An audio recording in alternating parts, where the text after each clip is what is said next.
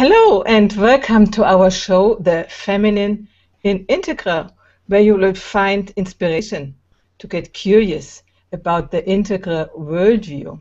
Here we are integrating the feminine perspective into what has started out as a masculine way of dealing with life.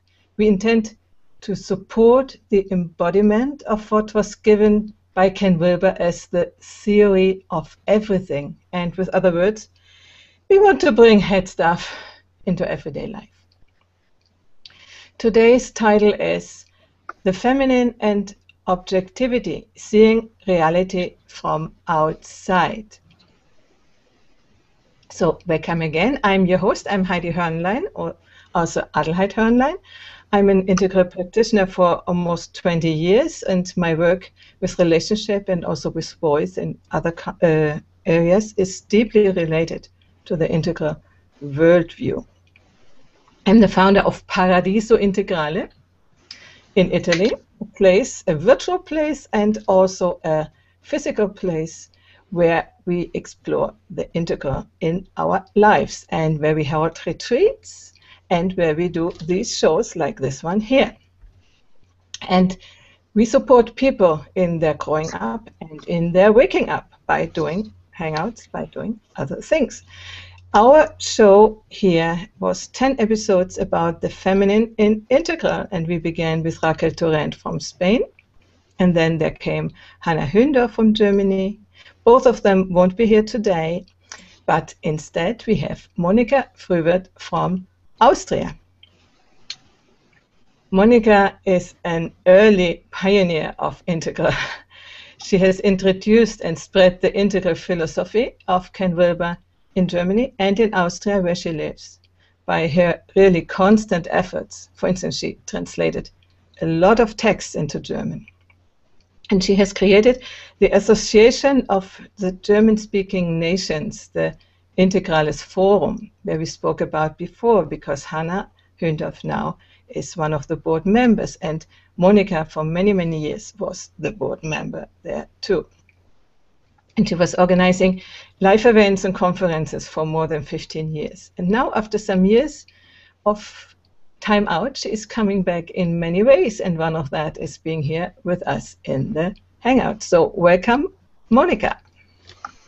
Thank you, Heidi, and it's great to be here with you again. And you are right, it's been 3 years, 3 months, and 3 days, and you sort of really got me out of that, this technical possibility, and I really enjoy sitting here and talking to you, and I hope Heidi and Raquel and Hannah will be with us next time again. Well, I'm on vacation, but I just happen to be around. So, okay, today's topic is the upper right quadrant. So, would you like to talk a little bit about the quadrants? We started out, the quadrants are a concept in Ken WIlber's theory, and I will make a little screen share here. We started out with the upper left quadrant, the interiority quadrant, and then we went down into the lower left, the we quadrant, where we also invited Ben Zaganti from Hungary to talk about the first European Integral Conference. And then last week, 2 weeks ago, we went to the lower right, and we had the guest Paula Soares from Portugal, who talked about the institutions and the schools. And today we go up to the upper right. Oh, here it is. Yeah, I can see it now.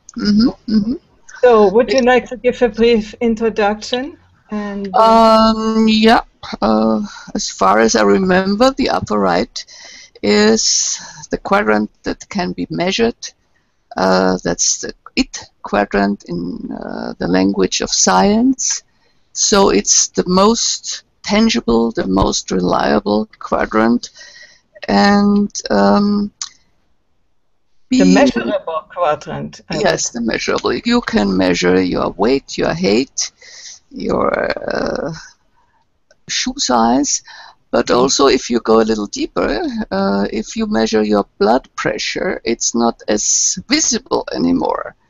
But it's something that really has an influence on all the other quadrants as well, as we don't want to do here a quadrant reductionism. You can't reduce all 4 quadrants just on one, because they co-evolve, all of them together.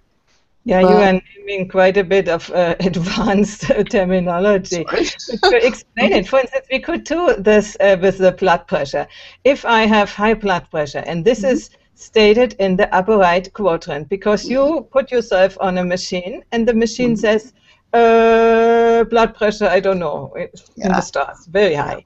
What does it mean? What is then appearing on the upper left, for instance, in the interiority? Well, on the upper left, you're either annoyed or you just take your medication, look at your medication, okay, my medication in the morning. And of course, maybe you are scared, you think of a heart attack, maybe you go to the lower left quadrant and talk to your husband about it. Don't annoy me today because my blood pressure is rather high. Luckily, with some knowledge of what to do in medicine, you can manage. So the self in the middle of the quadrants navigates and says, okay, so the blood pressure is a little higher, and I do this and I do that, and then everything will be all right.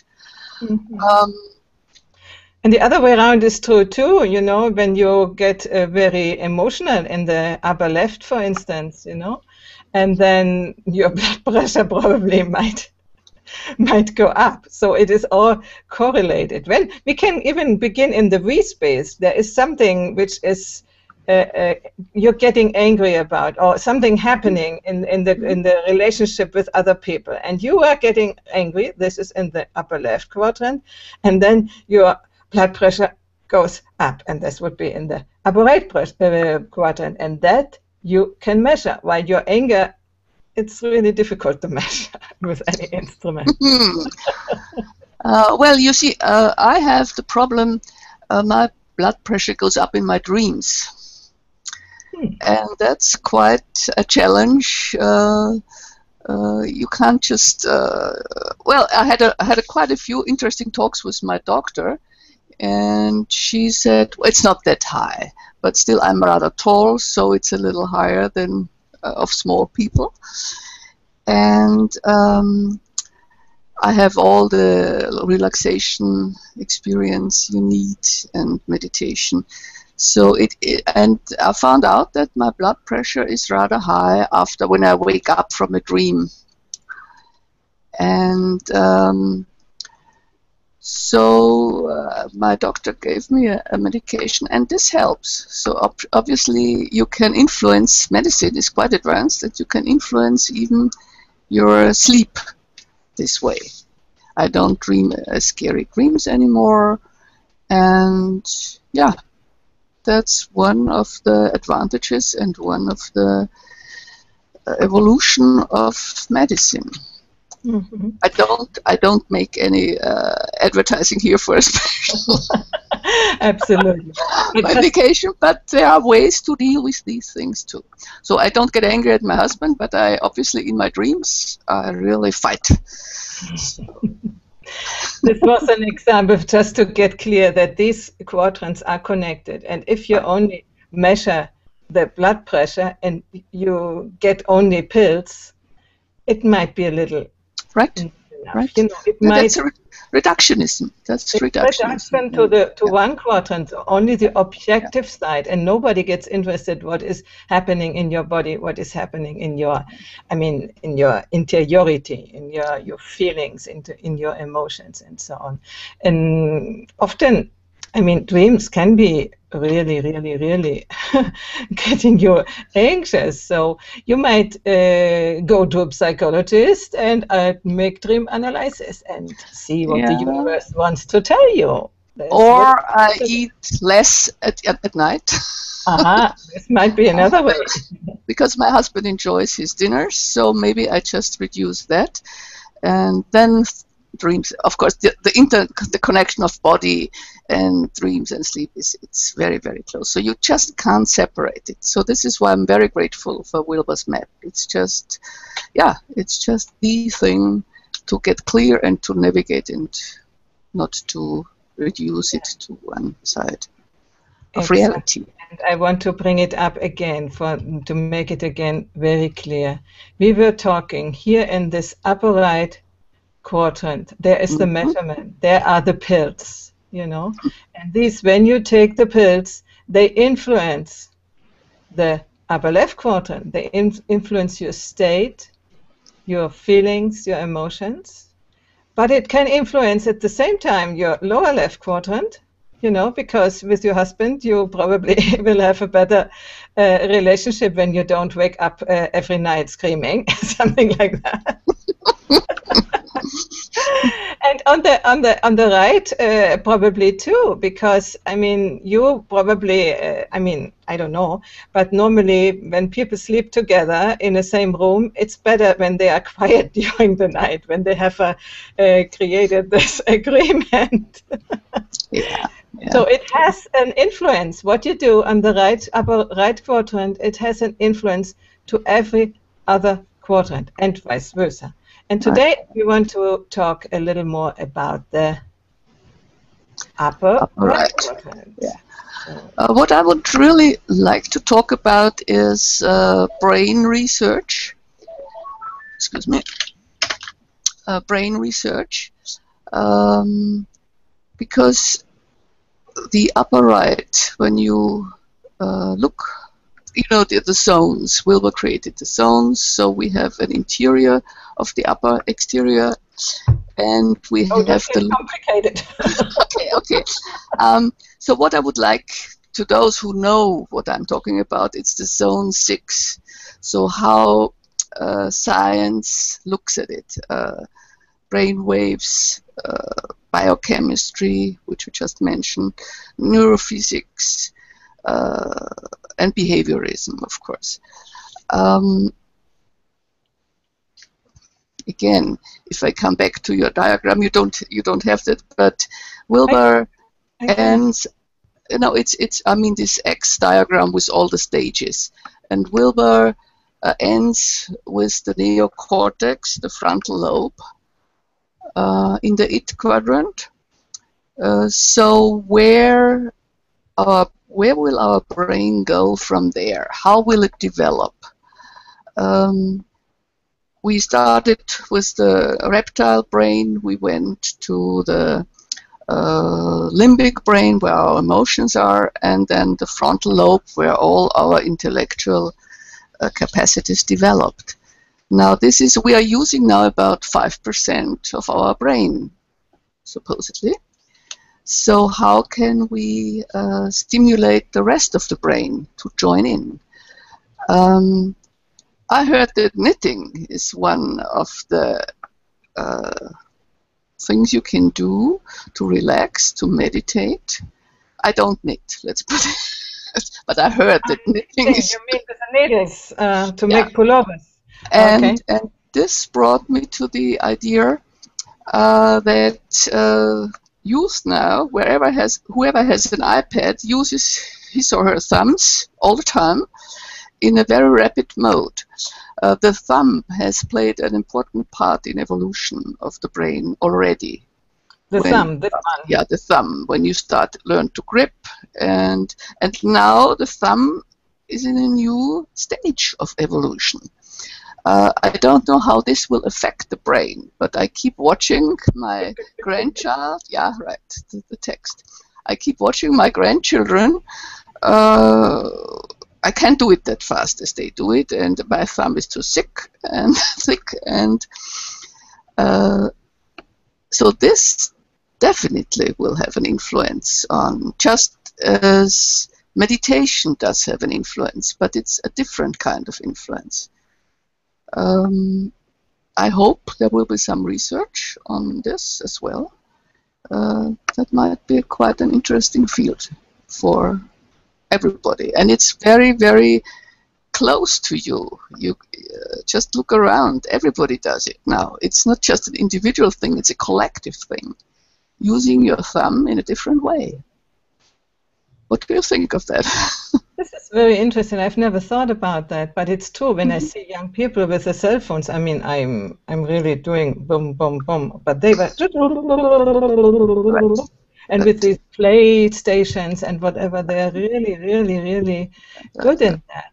So what you mean here is that they are developing in a certain line, in a certain kinesthetic line with their hands, and the thumbs play a special role. And you told me that this has a sort of prediction that the thumb plays a special role in... No. There is already literature on the role of the thumb in evolution. So how language, when we started to grip, how language developed slowly then. And just by using a different technique, the brain adapted. I don't know the name of the title of the book, but it sounded quite rational to me. And we're talking about rationality and objectivity today. Yeah, right. And the other thing about the brain and how it connects the hormones and all. Do you know? Wait a minute. Do you know Candace Pert molecules of emotion? She did a lot of research. Unfortunately, she died already, but she did a lot of research on also on cancer and how your emotions influence the body. So it's the science. Is it? The science behind mind-body medicine. And maybe after the show you can write it down in the event page so that people can... Tell me more about that. Yeah, it's. I found it particularly the transmitters, the role of the hormones, how they influence you. It's not just oxytocin, how females react differently from men after having good sex, because they get very caring and men just get up and walk away. Some of them, not all of them, of course. And so the role of hormones, as soon as females become aware how they are really dragged along by their hormones, how they get into the same traps again and again, it might help to get a different approach. I can talk about it because I'm past these traps, and I'm quite glad about it, because it saves a lot of energy and a lot of distraction, and it really gets you can focus on what's important in your life now. When you are in the grip of the hormones, you think this is the most important thing, isn't it? Yep. Yeah, right. There's just this one man, and I have to have him, and he will be the salvation to all my needs. Forget it. It's just, it's nice, and it's nice isn't the right word. It's fantastic. But still, it's a trap, in my opinion. It's a trap because you are in some way guided by outside means and not by yourself. You know, from the upper right quadrant, from the the dominance of certain substances in your mind, and that makes you decisions which you probably wouldn't do in other moments. So reaction to smell is quite common. It's researched already. So if you react to a certain smell, you just you remember your childhood, even pleasant things of your childhood, and then you transfer that to the present, and it doesn't really work that way. So upper right quadrant. what I Excuse see me that I mention Wilber now again. Okay. But he said the higher the complexity of our brain gets, from limbic to frontal cortex, the more subtle energies develop. So he places the subtle energies also in the right. Actually, he says they can be placed there. Subtle energies like brain waves. You know, there are different brain waves in waking state, in the dream state, in the trance state, in non-dual awareness, in meditation, of course, and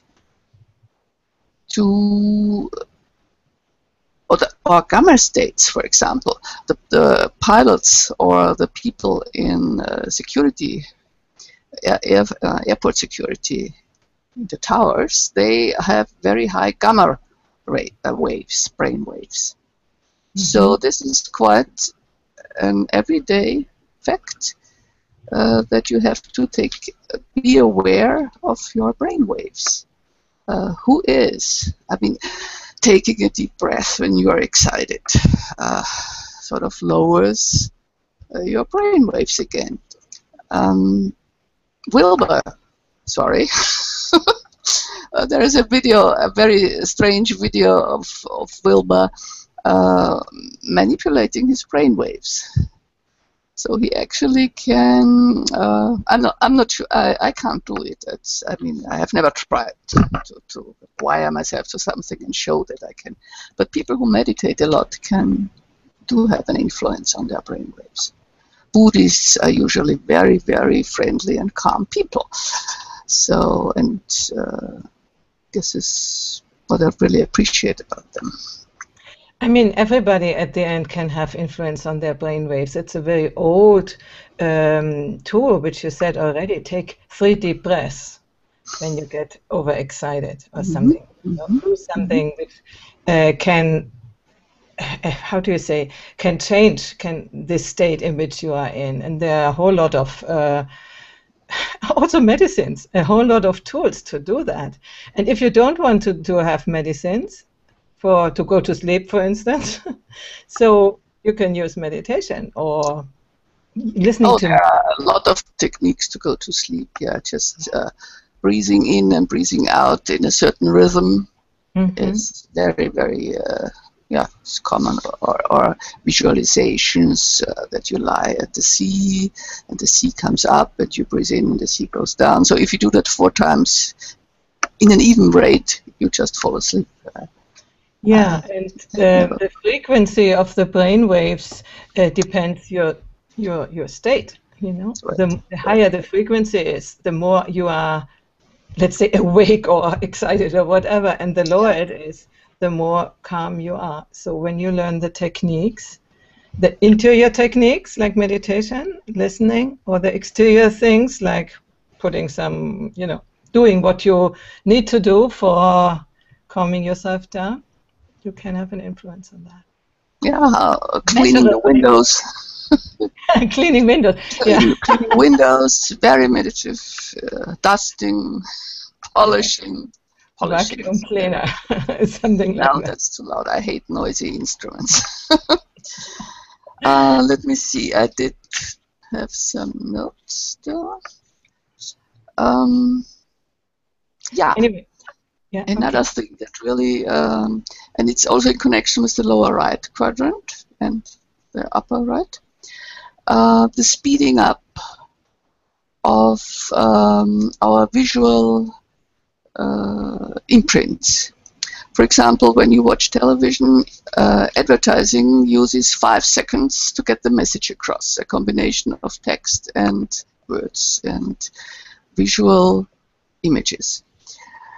I don't know whether you watch television, but we have now a new set, and my husband, who is also 73, he's just excited about installing all these computers and all this new technology. So, when you watch Bloomberg channel, there are 3 ticker tapes running, and the screen is usually divided in 3 parts. So you have to look at so many things at the same time, and the young people are just used to that. And of course, the generation around 30 and 40, they are used to ticker tapes and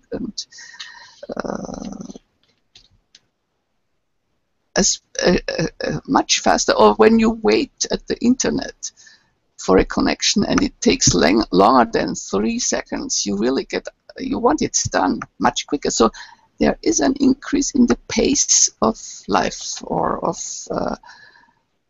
attention, or of how you are able to perceive things. When you watch an old movie, how long all these old movies, I mean the movies of my youth, everything is very slow and very calm, and they really explain it to you what happens. Now you get the new cuts in the movies, and the rest your brain substitutes. So we are getting faster. But you know what? By doing these hangouts, we are going back into the long, quiet way of presenting. Because in YouTube, nobody would normally watch a thing like that. But in the hangout community, they really like to watch 30-minute hangouts. And we are almost at the 30-minute limit. And I think it's really calming down. What you say with the speed, it has a very, very big impact on all life, you know, and on individuals. The attention span has diminished. We cannot read long books anymore when we are, I mean, we still can because we learned it many years ago, but young people, to be really on a book, it must be really interesting. And it might even be something good, because people need to attract the attention by delivering very good things, you know. So it might not be only bad. It can be bad when we get schizophrenic because of the many inputs we have, and at the end the brain doesn't make it. But I think the brain will develop, as you said before, you know. Right. We have not yet explored the whole capacity of our brain. And so these are triggers, let's say, for development. We see where it goes. Maybe we crash. Maybe instead we get better and better. I didn't say it was bad to be slow, because you transcend and include. So the slower pace, slow food instead of fast food, cooking instead of just grabbing a bite somewhere. That's not bad, but the tendency will be that we can act and move much faster as we did before. Not just like in the movies of Spielberg, where they just drive computer animated at a very fast speed, but it will be natural for us, like it's natural for us already to get photos from your children when they are on vacation. You get it on your iPad or on your iPhone within seconds. And before that, you had to get them to the store, have them developed. These are all things that are natural now. They have just, and to navigate in this rapidly changing world is just, it's fascinating. It's still fascinating. It's still fascinating to me. And it's including all the 4 quadrants, you know? Yeah, well. All 4 quadrants. Our communities will be different. Our inside world, the interiority will be different. It is already different when we think about 200 years ago. People had different interiorities than they have now. And everything, the institutions will be different. We talked about universities last year and how slow they are last session, how slow they are to change, but they will change. And as we know also by Ken WIlber, that the change is ever becoming more quick. So from one turning point to the other, before it took millions of years, and the latest change was only 40 years ago, and now we are changing again, you know, in another level.